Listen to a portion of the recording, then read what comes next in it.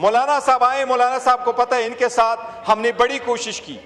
शायद इस मरतबा हमें मौलाना साहब के घर के चक्कर नहीं लगाने पड़ेंगे और आपके साथ शायद कमेटी में भी नहीं बैठना पड़ेगा, लेकिन हम अपना आवाज एहतजाज के तौर पर ईवान पे उठाएंगे कि ये ईवान पे हमला है। कौम बहुत डिवाइड हो चुकी है, तनाव बहुत बढ़ चुका है, दहशतगर्दी अरूज पर है, खसारा टाप पर है, लोग अपनी जिंदगी को मजीद दाव पे नहीं लगा सकते। इस वक्त पाकिस्तान की सालमियत का फिक्र करो, खतरे में ना डालो बाज लोगों के लिए। हमने हमेशा आवाज दी पाकिस्तान सबसे पहले, रियासत सबसे पहले, ये ईवान मजबूत, ये आईन मजबूत, लेकिन जो लीडर जिसने हमें यहां भेजा है, जिसने ईवान दिया है, उसको एक्सेस क्यों नहीं है? जवाब दे देना, आज आपको जवाब देना होगा। लास्ट टाइम मैंने वजीर आजम साहब को एक चीज यहां याद करवाई थी, हम इकट्ठे बैठे थे, मैंने उनको कहा हाजी इम्तियाज साहब आज आपके साथ बैठे थे, मैंने कहा सुप्रीम कोर्ट ने आपसे अंडरटेकिंग मांगी कि कोई घर से नहीं उठाया जाएगा, आज भी वो रविश शुरू है।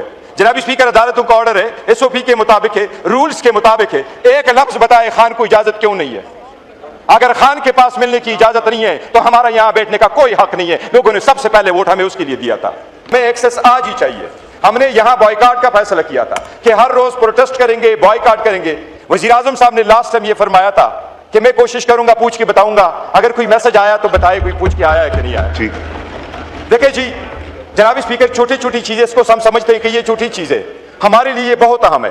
जनाब स्पीकर, ये पूरा मुल्क इस तशवीश में है कि खान साहब की सेहत का क्या हाल है, उसको एक्सेस क्या हाल है। लोग हमसे पूछ रहे हैं, वो मजीद इन बातों पे नहीं जाता। हम तो ये चाह रहे थे कि एक मिसा की जमहूरियत हो जाएगा, जब हमने इतना बड़ा रोल प्ले किया कि पूरी दुनिया के लिए हम मुज़ाकरात कर सकते हैं। सो आपस में कौम को कैसे डिवाइड करें? जब हम हर सूरत में कौम मुल्क के साथ खड़े रहें, लेकिन फिर भी हमें आप दीवार में चुन दे, तो इस दीवार में चुनने से अवाम हमें यह कह रही कि निकल जाओ। हम नहीं निकलना चाह रहे थे, लेकिन अवाम हमें यह कह रही कि निकल जाओ, क्योंकि आपकी यहां पहचान नहीं है। अगर हमारी पहचान वो सूरत में जो सारे वोट हम लेके आए, जनाब स्पीकर, ये एक सजदा जो लोग कहते हैं ना, ये एक सजदा जैसे गरां समझता है, हजारों सजदों से देता इंसान आदमी को निजात। अस्सलाम वालेकुम नाज़रीन इकराम, आपको मुकम्मल तकरीर दिखाते हैं। बैरिस्टर गौर मौलाना फजल रहमान की आवाज़ बन गए, ऐसा चीख कर असम्बली में पहली मरतबा मौलाना का जिक्र किया कि पूरा ऐवान देखता रह गया।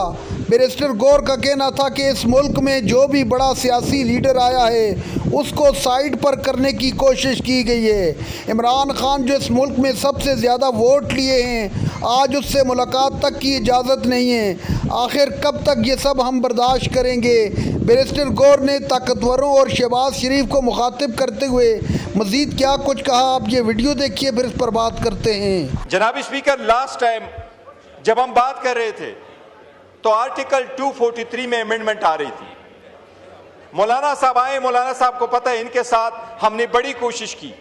शायद इस मरतबा हमें मौलाना साहब के घर के चक्कर नहीं लगाने पड़ेंगे और आपके साथ शायद कमेटी में भी नहीं बैठना पड़ेगा, लेकिन हम अपना आवाज एहतजाज के तौर पर ईवान पे उठाएंगे कि ये ईवान पे हमला है। जनाब स्पीकर, वो कमेटी जो हमने बनाई थी, जिसमें हम पेश हुए थे, जिसमें मौलाना साहब ने लास्ट नाइट पे उन्होंने बड़ी उसको सेव किया था, हम उम्मीद कर रहे थे कि कॉमन सेंस प्रिवेल करेगा।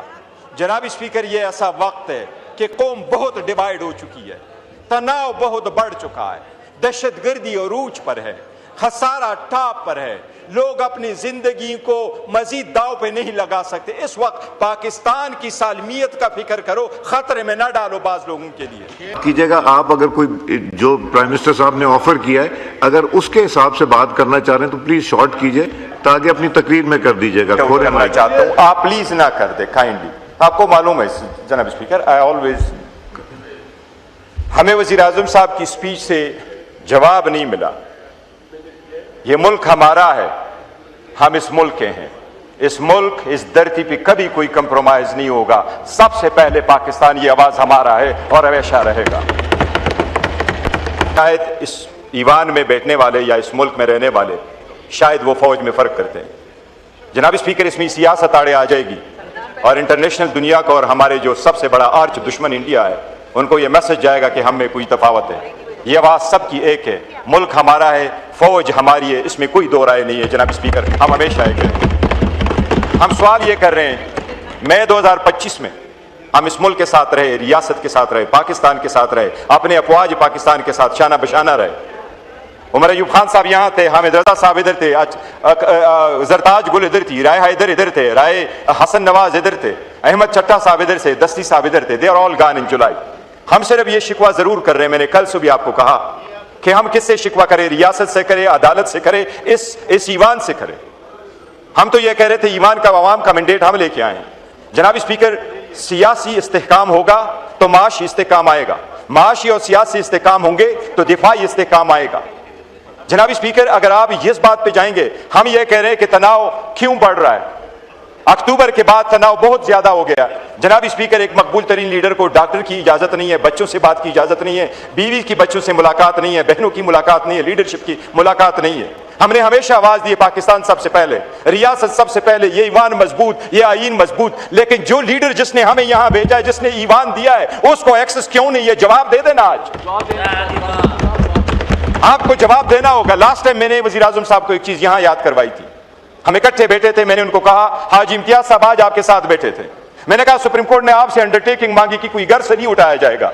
आज भी वो रविश शुरू है। जनाब स्पीकर, अदालतों का ऑर्डर है, एसओपी के मुताबिक है, रूल्स के मुताबिक है। एक लफ्ज बताए खान को इजाजत क्यों नहीं है? अगर खान के पास मिलने की इजाजत नहीं है तो हमारा यहां बैठने का कोई हक नहीं है। लोगों ने सबसे पहले वोट हमें उसके लिए दिया था। जनाब स्पीकर, एक दूसरे को तारीफ क्या करेंगे आप मेरे और मैं आपका हूं।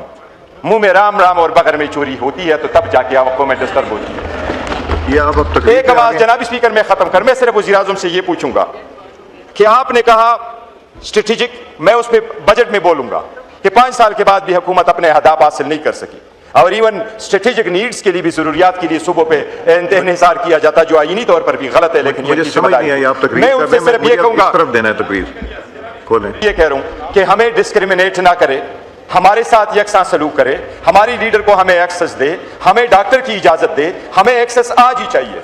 हमने यहां बॉयकॉट का फैसला किया था कि हर रोज प्रोटेस्ट करेंगे, बॉयकॉट करेंगे। वजीर आजम साहब ने लास्ट टाइम ये फरमाया था कि मैं कोशिश करूंगा, पूछ के बताऊंगा, अगर कोई मैसेज आया तो बताए, कोई पूछ के आया है कि नहीं आया। ठीक, देखिए जी जनाब स्पीकर, छोटी छोटी चीजें, इसको हम समझते हैं कि ये छोटी चीजें, हमारे लिए बहुत अहम है। जनाब स्पीकर, ये पूरा मुल्क इस तशवीश में है कि खान साहब की सेहत का क्या हाल है, उसको एक्सेस क्या हाल है। लोग हमसे पूछ रहे हैं, वो मजीद इन बातों पे नहीं जाता। हम तो ये चाह रहे थे कि एक मिसाकी जमहूरियत हो जाएगा जब हमने इतना बड़ा रोल प्ले किया कि पूरी दुनिया के लिए हम मुज़ाकरात कर सकते हैं। सो आपस में कौम को कैसे डिवाइड करें, जब हम हर सूरत में कौम मुल्क के साथ खड़े रहें, लेकिन फिर भी हमें आप दीवार में चुन दे, तो इस दीवार में चुनने से अवाम हमें यह कह रही कि निकल जाओ। हम नहीं निकलना चाह रहे थे, लेकिन अवाम हमें। नाज़रीन कराम, आपने वीडियो देखी। बैरिस्टर गौर आज असम्बली में फट पड़े, दिल की भड़ास निकाल दी। बैरिस्टर गौर का कहना था कि हमने कोशिश की कि इस मुल्क में जमहूरियत चल सके, इमरान खान से हमारी मुलाकात करवाई जाए, लेकिन हुकूमत की अटदर्मी बरकरार है, तो हमारा इस ऐवान में बैठना बिल्कुल मुश्किल और फजूल है।